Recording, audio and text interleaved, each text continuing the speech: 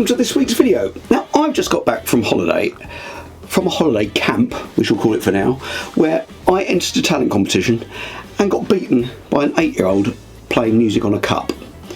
So I guess I'm making this video to try and make myself feel better, to try and work out why I might have got beaten. Now, to try and explain what a holiday camp stroke park, as they call them now, is, especially if you're not in the UK, it's a kind of British thing that's been around since the late 19th century. It started off as a kind of camping thing with a focus on outdoor activities, and then back in, I think it was about the 30s, there was a guy called Billy Butlins who created these sort of big camps where people would stay in chalets, and there was a big emphasis on entertainment. And there was in the 80s there was a brilliant sitcom called Hi-de-Hi, which kind of followed the life of these entertainers on a holiday park, a sort of made up one called Maplins. Now, many people who work in entertainment, in TV and lots of other parts of the entertainment business, started their careers at holiday camps. In fact, my wife did 7 years as first a Butlins redcoat, then a Haven mate, and I actually met her when I was playing in the resident band at one of the holiday parks where she was working as well. And that was the thing about the holiday parks, is they used to offer this amazing entertainment. Every park, any park of a decent size would have at least one resident band. The first season I did, there were 2 resident bands. I was in a 4-piece band, there was a 3-piece band in the other room. But in fact, before that, some of the first professional work I ever did was working at a holiday park, and at one point there was a 10-piece band upstairs and a 5-piece band downstairs, and the resident band would be there 6 nights a week. They'd do their own band sets, they'd back the shows that the in-house entertainers did, they'd back the visiting cabarets most nights. It was a great experience. I learned a lot doing that. You'd have a singer turn up with their sheet music, just give it to you before you go on stage, and then you just back them and do their show with them. But since the 80s, these holiday camps, stroke parks as they call them now, have been in decline, and now I don't think any of the holiday parks in the UK have a resident band. They have bands they bring in maybe once a week, but they don't have any bands that live and work there the whole time. So to try and describe what these places are like, I guess it's like spending not an insignificant amount of money to go and spend a week at a trailer park. I think you'd probably call it in America, with its residents, and at the centre of it there's this entertainment complex, which there'd be a restaurant and a bar there where they charge you quite a lot of money for the food and drink, and it's staffed by entertainment staff who are young, keen people, keen to break into the world of entertainment, who will, for their few hours on stage a week, will spend the daytimes helping children colour in, running the kids club, etc.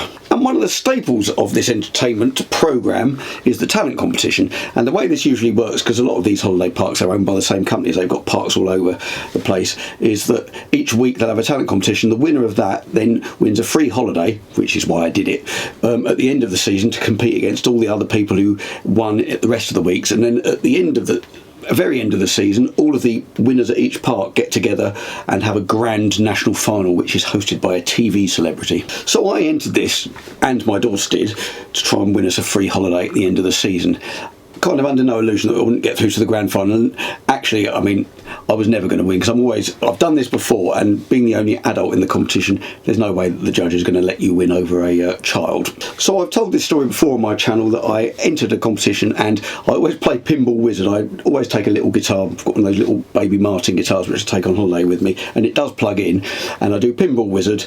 And when I did this before, this was probably about, I don't know, 6 or 7 years ago, I entered and I got beaten by a brother and sister who were about 9 years old, singing something from The Greatest Showman. But then I did get rung up later in the season saying, "You are our best loser, could you come back and perform in the final at the end?" Because I think they wanted something that wasn't kids singing or dancing, and they quite liked the idea of having an adult in the final. So I did get a free holiday at this previous place and went and competed in the grand final. And in the final, of course, I didn't win that either. I got beaten by a 12-year-old gymnast who was wearing sequins, so he definitely won more points on presentation than I did. So anyway, I entered this talent competition last week, and I played Pinball Wizard. My middle daughter Bonnie, she also got up and did a dance.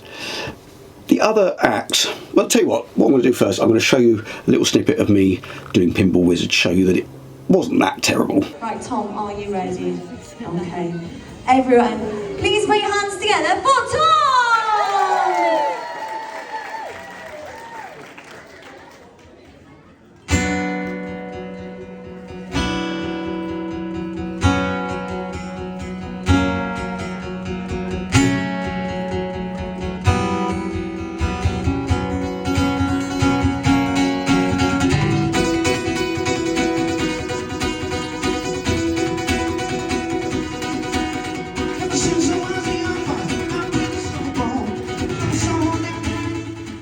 So there we are. I mean, it's not the greatest sound I could have got out of that guitar, but you know, I can't blame that. I think I played it all right. And then my daughter Bonnie, she was the second one to get up, so here's just a little clip of her doing that. I can't play the music because I'll get a copyright infringement on the video, but she's dancing a dance that she dances in competitions. She has dance lessons and it's choreographed. So, you know, it looks like a bit of work's gone into this, which I think might be the problem. So the other three contestants, there was a young girl singing Let It Go from Frozen, who didn't do it particularly badly. It was pretty good. She wasn't one of these kind of prodigy singers that you think, my word, that's good, but it also wasn't terrible. There was a guy who got up and sung Bohemian Rhapsody, who sung like this with his head down and sung not a note of the melody and completely out of time. And lastly, there was a young girl who said, I'm going to play music on a cup and I'm going to do some gymnastics.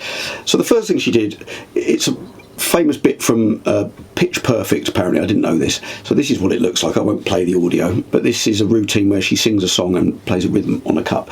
And the girl recreated this. Now, I've asked my daughters to do a smaller recreation to give you more of an idea about the way it looked when she did it. So this is a little bit of Bonnie doing it kind of in the style that she did it. So we're going to try and recreate what it was like, because obviously I'm not going to show the footage of the girl who did it, plus we didn't film it. And her dad was recruited to hold the microphone while she sung, because she couldn't be heard in the rehearsal. So here we are. Bonnie here is going to do it, and I'm going to play the part of the dad. So Bonnie's going to recreate the cup song In the splits. In the splits. Okay, here we go. With their toes. I mean, the cup drop is fairly accurate. Come on.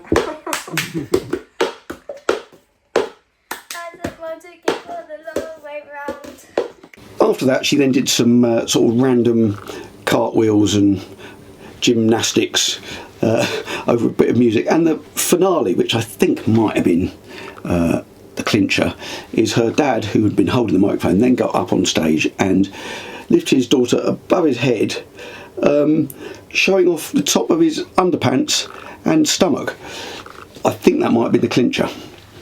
Anyway, then there was an illusionist on, who was one of the judges, and he did a couple of illusions before they announced the winners of the competition. They were interesting illusions. One of them involved his wife getting in this kind of box thing, being wrapped in packing tape, and then he stuck sticks around her, fairly obviously, and then she got out again. I'm not quite sure what the point of that illusion was. Anyway, at the end of that, they then announced it, and the presenter came out and she announced that the winner was indeed the girl playing music on the cup. And I think it was such a surprising result that the entire audience was completely silent, including the girl who'd won, who was sort of looking like... Anyway, she announced again, no, the winner is blah, blah, blah. Can't remember her name. And she won the free holiday. So this is a tricky one, really, because, as I said, there's no way I was going to win. They're not going to let an adult win. But my daughter Bonnie, she was doing a dance that's been practiced, it's been choreographed, and she lost to a girl doing a cup thing. I mean, she wasn't even doing it very well. That's the problem. It didn't look like she'd even practiced it. And it's just a funny thing. It's like these talent competitions on the TV. It's nothing to do with what you're doing in the act. It's the backstory. I tried to create a bit of a backstory for myself when I went on. Obviously didn't do it very well, but anyway, there we go. That's my story about my talent competition loss. Let me know in the comments if you've had any similar experience, if you've indeed entered a talent competition and got anywhere. They used to separate the adults from the children in these talent competitions, which I think I might have stood a bit more of a chance doing that, but they don't do anymore. They lump it all together. So I have to say, I don't think it's very good for the confidence to do this. I don't think I'll be doing it again. So I think I might show you a bit of the music of me playing something that maybe people did enjoy, just to finish the video. Hope you enjoyed the video. I bring out new videos 7 PM UK time every Friday, so I hope to see you next week.